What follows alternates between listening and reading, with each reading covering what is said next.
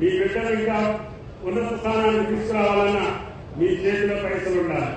మీ చేతిలో పైసలు ఉండాలంటే మీకు స్థిరమైనటువంటి ఆదాయం వచ్చే పంట ఉండాలి.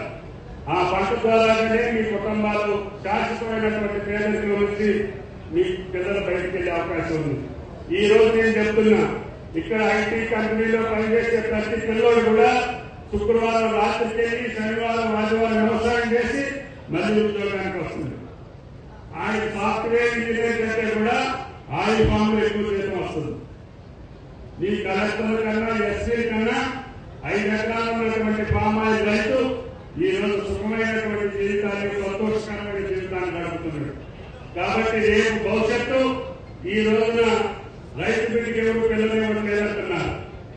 రేపు రాబోయే కొద్ది రోజుల్లోనే నా రైతు బిడ్డకి నా పిల్లనిస్తా, ఉద్యోగస్తుడికి ఎవరని చెప్పే పరిస్థితి వస్తుందని చెప్పకూడదు. కాబట్టి రైతు బిడ్డలందరూ రైతు బిడ్డలకి పిల్లలు ఆడితే భవిష్యత్తు ఉంటుంది. భారతదేశంలోనే కాదు, ప్రపంచంలోనే వ్యవసాయ విప్లవం రాబోతా ఉంది. వ్యవసాయమే ప్రధాన ఆధారితమైనటువంటి జీవం మనకి.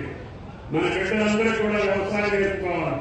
నేను 45 సంవత్సరాలు రాజకీయాల్లో ఉన్నా ప్రతిరోజు పొలాన్ని చూసుకొని రాజకీయాలకు వస్తానని చెప్పి కూడా ఈ సందర్భంగా మనం